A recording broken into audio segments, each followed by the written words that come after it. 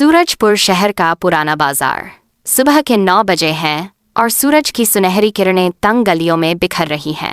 फल सब्जियों की रेहड़ियों से लेकर कपड़े और मसालों की दुकानों तक हर तरफ रौनक है। लोग अपनी रोजमर्रा की जिंदगी में व्यस्त हैं। इन्हीं भीड़ भाड़ वाली गलियों में एक युवती अनन्या शर्मा अपनी दादी सरोज देवी के साथ धीरे धीरे चल रही थी। अनन्या, जो सूरजपुर जिले की नई नियुक्त डीएसपी थी, आज अपनी वर्दी छोड़कर एक साधारण नीली सलवार सूट में थी। उसकी दादी, जो सालों बाद अपने गांव से शहर आई थीं, अनन्या के साथ बाजार की सैर करने निकली थीं। दादी, देखो, ये वही दुकान है ना जहां आप मुझे बचपन में लड्डू खिलाने लाया करती थीं?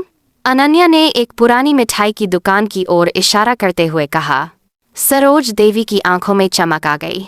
हाँ बेटी, तू तो हमेशा 2 लड्डू मांगती थी और कहती थी कि एक खो जाएगा। दोनों हंसते हुए आगे बढ़ीं। बाजार की गुनगुनाहट और उनकी हंसी एक दूसरे में घुल मिल रही थी, लेकिन उन्हें नहीं पता था कि यह खुशी का माहौल कुछ ही पलों में एक दुखद मोड़ लेने वाला था। तभी बाजार की हलचल को चीरता हुआ एक तेज सायरन गूंजा। 3 पुलिस जीपें तेजी से भीड़ को चीरती हुई बाजार में दाखिल हुईं। हर जीप में 4 सिपाही थे, जिनके चेहरे गुस्से और सत्ता के नशे से भरे थे। एक इंस्पेक्टर, जिसका नाम था रमेश तिवारी, जीप से उतरकर चिल्लाया, सब हटो, रास्ता खाली करो, मंत्री जी का काफिला निकलने वाला है, कोई भी सड़क पर नहीं दिखना चाहिए। उसकी आवाज में इतना खौफ था कि लोग डर के मारे अपनी दुकानें बंद करने लगे। एक बूढ़ा फल वाला अपनी रेहड़ी खींचने की कोशिश कर रहा था, लेकिन एक सिपाही ने उसकी टोकरी को लात मार दी। सारे संतरे सड़क पर बिखर गए। एक बच्चा, जो अपनी माँ के साथ बाजार में था, डर के मारे रोने लगा। अनन्या और सरोज ये सब देखकर स्तब्ध थीं।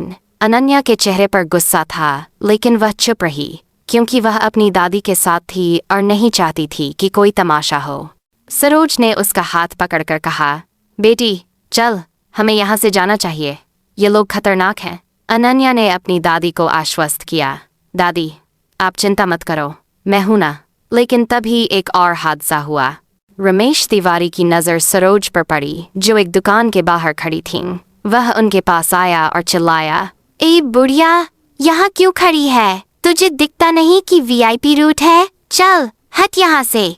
सरोज ने डरते हुए कहा, बेटा बस थोड़ा थक गई थी, अभी चली जाऊंगी। लेकिन रमेश ने उनकी एक न सुनी।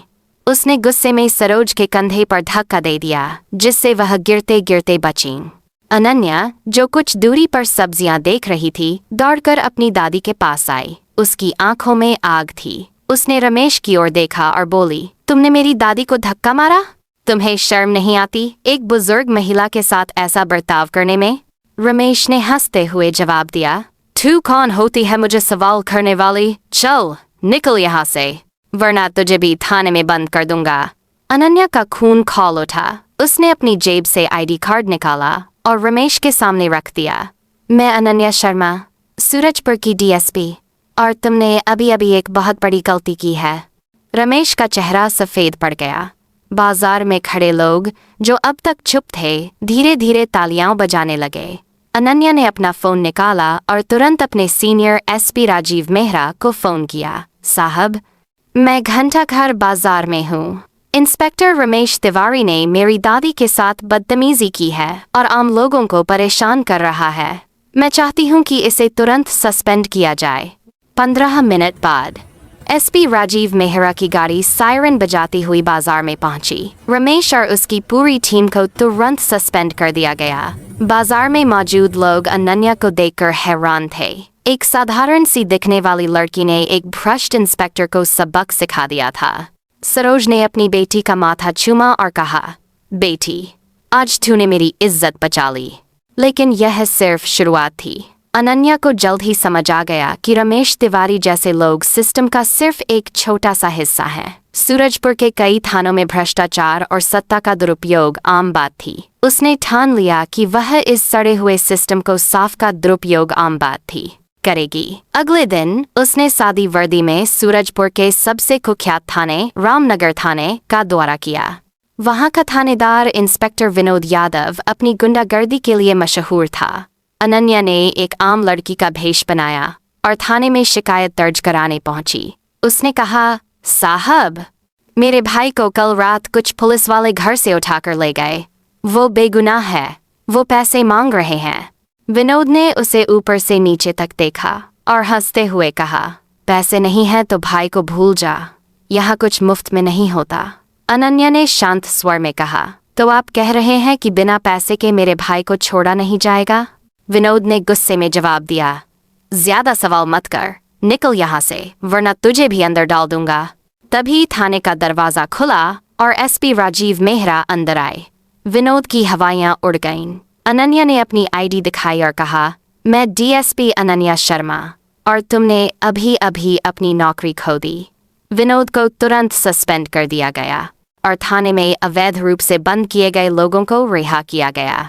अनन्या की कार्रवाइयों ने पूरे जिले में हड़कंप मचा दिया। लोग उसे शेरनी डीएसपी कहने लगे, लेकिन उसकी ईमानदारी कुछ ताकतवर लोगों को खटकने लगी, खासकर डीआईजी अखिलेश सिंह, जो सूरजपुर के पुलिस महकमे का असली मास्टरमाइंड था। उसने सालों से भ्रष्टाचार का एक साम्राज्य खड़ा किया था, जिसमें अवैध वसूली, झूठे केस और रिश्वतखोरी शामिल थी। एक रात अनन्या के पास एक गुमनाम कॉल आया। दूसरी तरफ से एक भारी आवाज बोली, डीएसपी साहिबा, तुम बहुत तेज दौड़ रही हो, रुक जाओ वरना तुम्हारा करियर खत्म हो जाएगा। अनन्या ने जवाब दिया, मैं डरने वाली नहीं हूँ, जो सच है वही करूँगी। लेकिन अगले दिन सूरजपुर की हवा बदल गई। एक बड़े न्यूज़ चैनल ने अनन्या के खिलाफ एक स्टिंग ऑपरेशन का दावा किया। स्क्रीन पर एक धुंधला वीडियो चल रहा था, जिसमें अनन्या कथित तौर पर एक दुकानदार से रिश्वत लेती दिख रही थी। वीडियो को इस तरह एडिट किया गया था कि वह सच लगे। न्यूज़ एंकर चीख चीख कर कह रहा था, क्या यह वही डीएसपी है जो खुद को ईमानदार बताती है? क्या यह एक साजिश का हिस्सा है?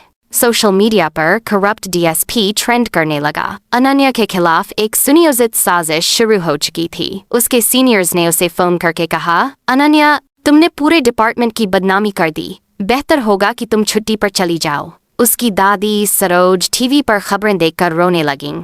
बेटी, मैंने कहा था ना, ये लोग तुझे बदनाम करेंगे, चल वापस गांव चलते हैं। चौथा दृश्य, सच की जीत। लेकिन अनन्या हार मानने वालों में से नहीं थी। उसने अपने एक पुराने दोस्त समीर खान, जो एक स्वतंत्र पत्रकार था, से संपर्क किया। समीर ने कहा, अनन्या, झूठ को हराने के लिए एक बड़ा सच चाहिए, तुम्हारे पास सबूत हैं? अनन्या ने पिछले कुछ हफ्तों में की गई अपनी कार्रवाइयों के सारे सबूत इकट्ठे किए। इसमें रिहा किए गए बेगुनाहों के बयान, सस्पेंड किए गए पुलिस वालों के आदेश और कई गवाहों के वीडियो शामिल थे। उसने यह सारी जानकारी समीर को दी। समीर ने अपने यूट्यूब चैनल पर एक डॉक्यूमेंट्री रिलीज की, जिसमें अनन्या की असल कहानी दिखाई गई। वीडियो वायरल हो गया। We stand with Ananya trend करने लगा। लोगों ने सड़कों पर उतरकर अनन्या के समर्थन में नारे लगाए। इस बीच अनन्या को एक पुराने हवलदार रामलाल से एक अहम सुराग मिला। रामलाल ने बताया कि डीआईजी अखिलेश सिंह ने 15 साल पहले अनन्या के पिता, एक ईमानदार पुलिस इंस्पेक्टर, की हत्या करवाई थी, क्योंकि उन्होंने अखिलेश के भ्रष्टाचार को उजागर करने की कोशिश की थी। अनन्या ने रामलाल का बयान रिकॉर्ड किया और उसे उच्च स्तरीय जांच समिति के सामने पेश किया। सबूत इतने पुख्ता थे कि अखिलेश सिंह को गिरफ्तार कर लिया गया। अनन्या को न केवल बहाल किया गया, बल्कि उसे साहस और ईमानदारी के लिए सम्मानित भी किया गया। कुछ महीनों बाद अनन्या और सरोज उस जगह पर गईं जहां अनन्या के पिता की हत्या हुई थी। वहां अब एक छोटा सा स्मारक बन चुका था। सरोज की आंखों में आंसू थे, लेकिन यह गर्व के आंसू थे। बेटी, तूने अपने पिता का सपना पूरा किया। अनन्या ने अपनी दादी का हाथ थामा और कहा, दादी, यह लड़ाई अभी खत्म नहीं हुई है, यह तो बस शुरुआत है। यह कहानी पूरी तरह से काल्पनिक है और मनोरंजन व प्रेरणा के उद्देश्य से लिखी गई है। इसमें दिखाए गए पात्र, घटनाएं और संवाद किसी भी वास्तविक व्यक्ति, संस्था या घटना से प्रेरित नहीं हैं। अगर आपको यह कहानी पसंद आई तो इसे अपने दोस्तों और परिवार के साथ शेयर करें। कमेंट में बताएं कि आपको कहानी का कौन सा हिस्सा सबसे ज्यादा प्रेरणादायक लगा। ऐसी ही प्रेरक कहानियों के लिए हमारे चैनल को सब्सक्राइब करें। धन्यवाद। Life is speaking.